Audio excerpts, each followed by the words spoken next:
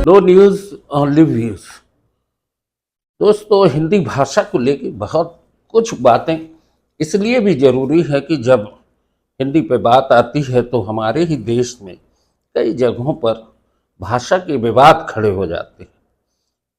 चाहे वो महाराष्ट्र हो, चाहे वो साउथ का इलाका हो, बहुत जगह। लेकिन विदेशों में जब कहीं बात होती है, भारतीय मूल के लोग जो रहते हैं, वहाँ पर हिंदी को कितना अपनाया जाता है, कितने प्रेम से, कितनी मोहब्बत से, कितना अपनत्व होता है, उस पर बात करने जा रहे हैं।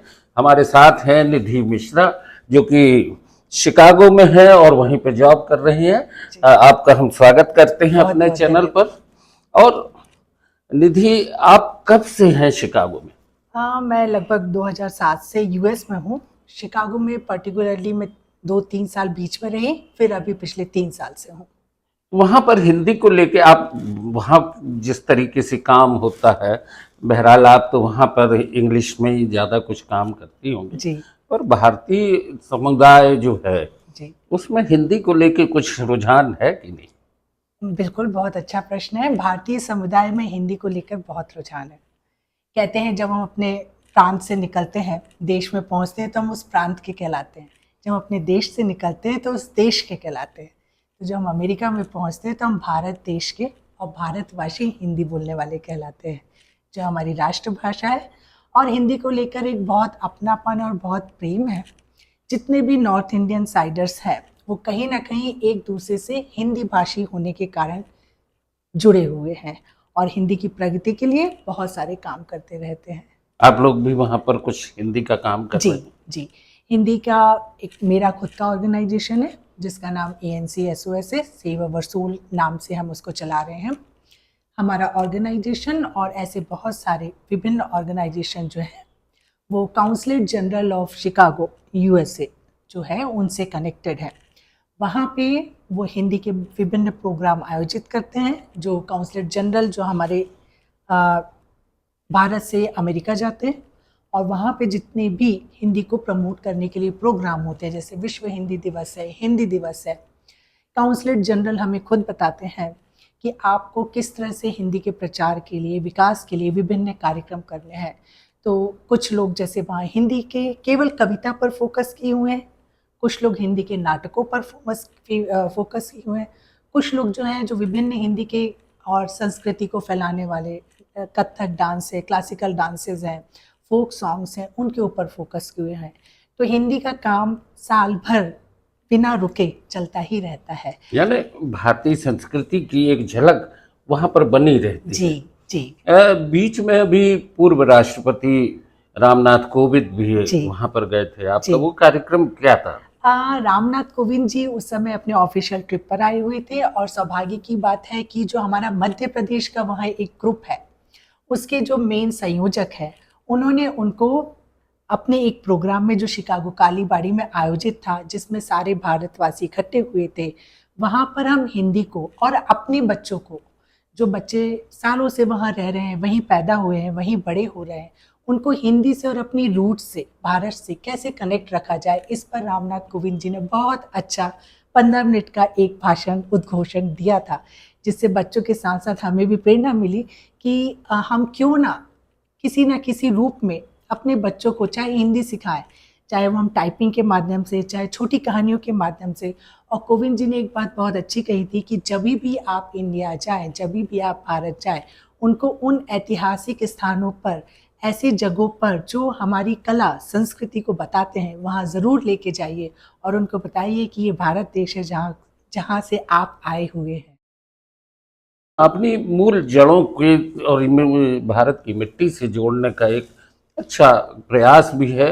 और निश्चित है कि हमारे देश की संस्कृति, हमारी कला साहित्य, जिस पर भी हम बात करें तो अद्भुत है। जी और विश्व में अगर देखा जाए तो इस तरह की संस्कृति, इस तरह की कला, इस तरह से अध्यात्म, इसका एक संगम जो है जी भारत में, जी वो शायद कहीं नहीं है। और इसी का उदाहरण है कि विवेकानंद जी भी शिकागो में गए थे, जी सर्वधर्म सम्मेलन था, जी और उन्होंने जो वहाँ पर लेक्चर दिया था वो काफ़ी लोगों ने उसको सराहा भी था। सराहा था।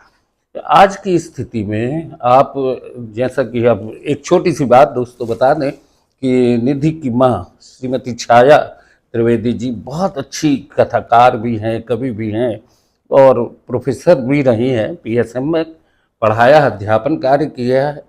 उनके द्वारा ये जानकारी मिली थी कि निधि शिकागो से जबलपुर आ रही हैं। तो हमने सोचा उसका समय का सदुपयोग करें और ये भी पता चला कि निधि भी कविता करती है। जी।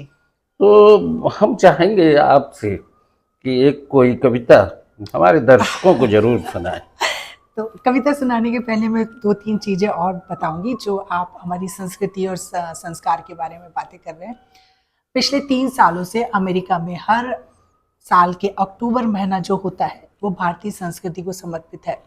उस अक्टूबर महीना में, चूंकि आपने विवेकानंद जी का जिक्र किया है, तो डाउनटाउन शिकागो वहाँ पे विवेकानंद मार्ग है, आज भी उसमें विवेकानंद मार्ग लिखा हुआ है। तो अक्टूबर के महीने में हर वीकेंड को, जनरली क्योंकि वीकडेज में लोग कम मिलते हैं, इसलिए कोशिश की जाती है शुक्रवार, शनिवार, रविवार को भारतीयों को इकट्ठा किया जाए और हर प्रांत का व्यक्ति, चाहे वो महाराष्ट्र का हो, चाहे मध्य प्रदेश का हो, चाहे यूपी का हो, वीकेंड में कुछ ना कुछ प्रोग्राम ज़रूर करता है भारतीय संस्कृति को आगे बढ़ाने के लिए।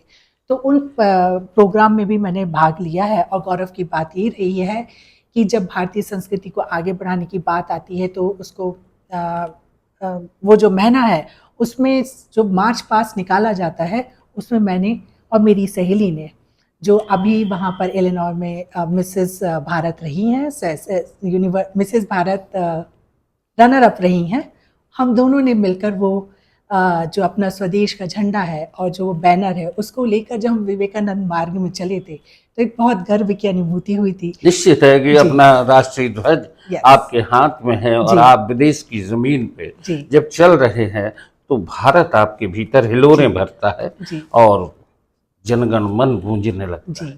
15 अगस्त को भी हम लोग प्रोग्राम करते हैं और उसमें भी हर कोई निर्भीक होकर अपने अपने प्रांत का झंडा लेकर अपनी अपनी भाषा में प्रोग्राम प्रस्तुत करती है। जैसे हम यहाँ परेड करते हैं उसी तरह से परेड होती है, उसी तरह से हम मध्य प्रदेश निवासी, महाराष्ट्र निवासी, यूपी निवासी अपने विभिन्न परिधानों में, अपनी भाषा में, अपनी संस्कृति में गाते बजाते नाचते हुए 15 अगस्त की परेड करते हैं। बहुत अच्छा लगता है। और सबसे बड़ी बात होती है कि जब हम अपने देश की बात करते हैं, चाहे वहाँ पे बंगाली हो, मराठी हो, तमिल हो, तेलुगु हो, ये अलग अलग भाषाई होते हुए भी हम वहाँ पर भारत हो जाते हैं। हम सब एक होके एक देश का नेतृत्व करते हैं और उसका प्रतिनिधित्व करने लगते हैं और वहाँ पर फिर हिंदी अपने तरीके से खड़ी होती है, संस्कृत अपने तरह से बात करने लगती है, मंत्रों के उच्चारण होने लगते होंगे। तो जो कविता होती है, फिर हम आपसे बात कविता पे आएंगे। जी। कविता तो देखिए, जो महसूस किया जाता है वो लिखा जाता है। जिस परिवेश में आप होते हैं उस परिवेश में आप जो लिख सकते हैं, जो आपके मन के भाव को छूता है वो लिखा जाता है। तो मेरे पास बहुत सारी कविताएं हैं, 2 मिनट का समय दीजिए, मैं ढूंढ कर आपको बताती हूँ। तब तक मैं एक हिंदी को फैलाने का एक विधा और बताती हूँ, नाटक। बहुत सारे नाटक ग्रुप है जो हिंदी विधा को आगे बढ़ाने के लिए, हिंदी को आगे बढ़ाने की, नाट्य विधा को आगे बढ़ाने के लिए काम कर रहे हैं। जिसमें से एक ग्रुप में आपने पूछा कि किस तरह से कविता या पाठ पढ़े जाते हैं। नहीं, ये बात भी मैं बताऊं आपको कि आपकी मम्मी छाया जी ने बताया था कि मोहन राकेश जी के नाटक का आपने वहां पर मंचन किया था। जी, मोहन राकेश जी के नाटक पे मैंने अम्मा का किरदार निभाया था। जब मैंने उसको शुरू किया तो मुझे नहीं लगा था कि ये इतना प्रभावशाली होगा, और जब उन्होंने अंत में जो न्यू कमर्स होते हैं उनके बीच में जब अनाउंस किया तो अम्मा का नाम एक था उसमें, जिससे मुझे महसूस हुआ कि विदेश में आकर शायद हम जब अपनी भाषा बोलते हैं, अपनी चीज़ों को छूते हैं, अपने परिधान, अपनी वेशभूषा में आकर, अम्मा के रूप में आकर जब हम उसे अभिव्यक्त करते हैं, तो शायद जो हमने बचपन में जिया है, जो बचपन में समझा है, जिस प्रकार से हम बड़े हुए, जिस परिवेश को हमने जिया है, उसको जब हम विदेश में अपनाते हैं तो हमें आसपास के लोग, आसपास के पात्र, वो पूरे 3 महीने मुझे नज़र आते रहे। और मुझे बहुत गर्व हुआ जब उन्होंने कहा कि हाँ, अम्मा को हम न्यू कमर का आज के लिए मानते हैं कि उन्होंने बस शानदार अभिनय किया। तो हाँ, बहुत सारे काम करती रहती हूँ, थोड़े थोड़े जितना होता है। तो हिंदी की कविताएं जो हैं मैंने बहुत सारी बोली हैं, जैसे उनमें से है तुझ में मुझ में कोई फ़र्क नहीं, मानवता का अंत नहीं, जब उसकी चिट्ठी आती है तो तुझ में और मुझ में कोई भेद नहीं। ये एक कविता है। कुछ एक कविताएं मैंने कोविड के दौरान लिखी थी, जिसमें कोविड में हमने कैसे सफ़र किया उसके बारे में है। तो कविताएं जब मुझे बुलावा आता है कि आप कविता में बोल सकती हैं, कुछ दिन पहले किसी ने होली के लिए बोला था, तो जब होली के लिए मैं कविता लिख रही थी तो मुझे जबलपुर का पूरा माहौल दिखाई दे रहा था, कैसे हम मिलौनीगंज में फाग खेला जाता है, या कैसे हम बचपन में वो शक्कर की माला पहना करते थे। हाँ हाँ। तो ये सब चीज़ें जब मन में आती हैं तो कविता उस हिसाब से लिखा जाती है। यानी बचपन को भी जिया जा सकता जी। है अपने यादों में, अपनी कविता के जरिए, जी। और विदेश की धरती पर जी। जबलपुर को याद जी। करना निश्चित है एक बड़ी चीज है। वहां पर किस तरह के कथाकारों को पढ़ा जा रहा है हम्म। अभी, जी। जैसे मुंशी प्रेमचंद हैं जी। या आज जो कथाकार हैं उनमें जी। से सर्वाधिक कौन चर्चित है उधर? देखिए, सर्वाधिक तो यंग जनरेशन के बीच में अभी हम लोग चाह रहे हैं कि वो पढ़ना शुरू करें, क्योंकि दो तरह की समस्याएं हमें वहाँ महसूस हो रही हैं जो समझ में आती हैं कि पहला, हमारा खुद का समाज ही अंग्रेजी पे ज़्यादा जा रहा है। आप अभी चर्चा कर रही थी कि कोविड के दौरान आपने बहुत काम किया, और कोविड का एक समय ऐसा था जिसने कि दुनिया को ये बता दिया है कि सांस और साथ, बहुत दोनों जरूरी। के साथ एक संभावनाएं जो हैं वो रिश्तों की भी हैं, और 2 गज की दूरी, मास्क जरूरी, जी। इस तरीके के बहुत सारे स्लोगन भी चले थे। जी। लेकिन एक दूसरे से जुड़ना बहुत जरूरी था, एक दूसरे की भावनाओं को समझ के इम्यूनिटी बढ़ाने की जो बात आ रही थी, निश्चित है बहुत काम होना जी। था और हुआ भी। जी। तो शिकागो में रहते हुए आपने क्या काम किया? अम, सौभाग्यवश या कहा जाए कि परिस्थितिवश उस समय मैं भारत में थी, और आपको पता है कि आवागमन रुका हुआ था। तो उस समय मैंने हैदराबाद में बहुत काम किया, और हैदराबाद में मेरी संस्था का नाम छायांकी चैरिटेबल ट्रस्ट है, जिसमें हमने लगातार 3 महीने तक भोजन, जो हमारे कम्युनिटी सर्वेंट्स जो होते हैं, जिनको हम लोग उस समय अपार्टमेंट वगैरह वाले रोक कर अपने अंदर रखते थे, तो उनको खाना देना, उनको पानी देना, सुबह दोपहर शाम का खाना, उनके लिए जितने सैनिटरी लाइक लेडीज़ हैं, सैनिटरी पैड्स हुए, सैनिटाइजेशन के स्टफ़ हुए, मास्क हुए, उनका डिस्ट्रीब्यूशन करना। फिर जब हमारे एम्प्लॉयज़ जो हैं, जो वहाँ काम करते थे, कम्युनिटी सर्वेंट थे, जब उन्होंने बाहर जाना शुरू किया, उनके बच्चों ने जब पढ़ाइयाँ छोड़ना शुरू की, स्कूल से उनका जब ड्रॉप ऑफ होना शुरू हुआ, तो हमने उस समय उनके लिए डोनेशन ड्राइव चलाई। आईटी वाले बहुत होते हैं हैदराबाद में, तो उनके जो पुराने लैपटॉप्स हैं, जो टैबलेट्स हैं, जिनको यूज़ नहीं कर रहे हैं, जब बच्चों को ऑनलाइन पढ़ाई में आना पड़ा, तो उनको हमने इकट्ठे करके उनको भी डिस्ट्रीब्यूट किया। कुछ बच्चे जो ड्रॉप ऑफ हो गए थे, कुछ लड़कियाँ, स्पेशली लड़कियाँ, उस समय लड़कियों को जो निकली तो उनको पढ़ने का मौका नहीं दिया जा रहा था। बॉयज़ को तो फिर भी उन्होंने कुछ पेरेंट्स का होते हैं जो गरीब होते हैं, स्लम के होते हैं, वो बच्चों को तो फिर भी भेजना चाहते हैं, पर उनके दिमाग में कहीं से ये स्टक हो गया था कि अब तो भविष्य नहीं है कुछ, तो लड़कियों को भेजने की ज़रूरत नहीं है। तो वो लड़कियां जिन्होंने पढ़ाई ड्रॉप कर दी, पढ़ाई रोक दी, उनके लिए हमने फ़ीस इकट्ठी की थी, और इस तरह से और लगभग हम लोगों ने 50 बच्चों को फिर से स्कूल में भेजने की जो पूरा साल की फ़ीस है वो इकट्ठा करके उनको भेजा था। तो कोविड के समय में मास्क के अलावा मुझे लगता है ये खाना बांटना, सैनिटाइजेशन फॉर द वुमेन्स, और मास्क हमने बनाए, हमारे अपार्टमेंट में ही लोगों ने बनाए। हमने वहाँ पे जो लेडीज़ रुकी थी, कुछ लेडीज़ के बुटीक्स थे, कुछ लेडीज़ के वहाँ ब्यूटी पार्लर थे, उन्हीं से हम कपड़ा देकर उन्हीं से बनवाना शुरू किया। और 3 महीने बाद जब चीज़ें सुधरने लगी, जब लोग बाहर जाने लगे, तो रेलवे स्टेशन के बाहर फूड की अरेंजमेंट करना, जहाँ से हमारे मजदूर बाहर जा रहे हैं उनके लिए, आपको याद होगा तो चप्पलें इकट्ठी की जाती थी, उनके डेली यूज़ के लिए थोड़ा खाना पैक किया जाता, तो वो सब हमारे ऑर्गेनाइजेशन ने बहुत किया। और उस समय के लिए जितनी भी मेरे साथ लेडीज़ जुड़ी हुई थी, उन सब का मैं धन्यवाद कहना चाहूँगी कि उन्होंने आगे आकर काम किया, और जितने हमारे हैदराबाद के अपार्टमेंट के लोग थे उन्होंने सबने सहयोग किया। उस दौरान भी मैंने कुछ कविताएं लिखी हैं, जिसमें से एक कविता का शीर्षक है, जैसे मानवता के कोलाहल को जब सन्नाटे ने छीन लिया, हम इतना हल्ला करते थे, पॉपुलेशन था, पूरे समय आईटी, सामान, लोगों का आना जाना, ट्रैफिक, और जो सन्नाटा छाया था लॉकडाउन के दौरान जिसमें हम घर के अंदर हुए थे, उसके लिए मैं 4 लाइन बताती हूँ।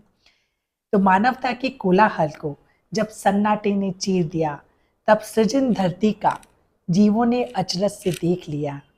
तेरा श्रृंगार सुंदीरी रंग में आंगन में मैंने जब देखा, चिड़िया का मधुर कोलाहल, मानवता और मानवता का मधुर संवाद हमने भी सुन लिया, क्योंकि मानवता के कोलाहल को सन्नाटे ने चीर दिया।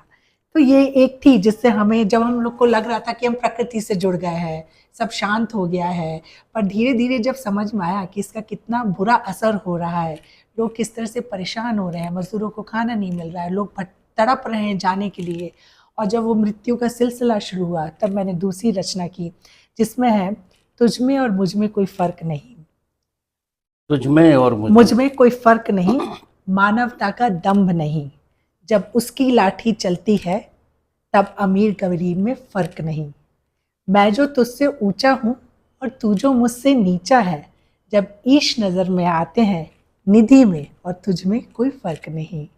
कल तक वस्तु पंक्ति बंद था, गरीब लोग राशन पानी पंक्ति में खड़े होकर खरीदते थे, कल तक वस्तु पंक्ति बंद था, आज मैं भी उसी पंक्ति में खड़ा हूँ। जब ईश की गिनती आती है, तुझ में और मुझ में कोई फर्क नहीं, तू भी चल साथ मेरे, मैं भी चलता हूँ कुछ साथ तेरे, 2-4 कदम की दूरी में तुझ में मुझ में कोई फर्क नहीं। फर्क यहाँ बस इतना है, मेरी झोली में कुछ ज़्यादा और तेरी में कुछ कम है, पर जब हम फैलाते हैं ये झोली उस ईश्वर के सम्मुख, तुझ में मुझ में कोई फर्क नहीं, मैं भी फैला के खड़ा हूँ और तू भी फैला के खड़ा है, वो ईश्वर जो दे दे उसमें कोई फर्क नहीं। फर्क यहाँ बस इतना है, तू रोटी के लिए मरता है, लोग खाना इकट्ठा करने के लिए परेशान हो रहे थे, मर रहे थे, और मैं ब्रेड बटर के लिए जी रहा हूँ, हमारा जॉब ना जाए, आईटी वाले ना निकाले, स्कूल वाले ना निकाले, अंतर बस यही था। वो रोटी के लिए मर रहा है, हम ब्रेड बटर के लिए जी रहे हैं, ये दम्भ मिटा दे अगर हम, तो तुझ में और मुझ में कोई फ़र्क नहीं, वरना जैसे तू हंसता रोता है वैसे तो मैं भी हंसता रोता हूँ, ईश्वर की नज़र में जब आते हैं तो तुझ में और निधि में कोई फ़र्क नहीं। बहुत अच्छी कविता है।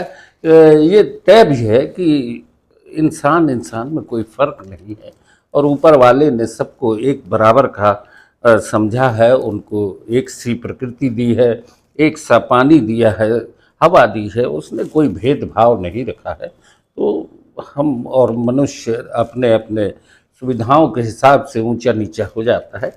निधि जी, एक आखिरी बात, जी अभी आप भारत आई हैं, जी अपने मायके में हैं, जी फिर शिकागो जाएंगे। जी इस समय जो भारत है, जिस तरीके से जबलपुर है, यहाँ से बहुत सी चीज़ें आपके साथ चली जाती हैं। जी। इस शहर को आप किस तरह से एक बार फिर जीने की कोशिश करेंगी उधर पर?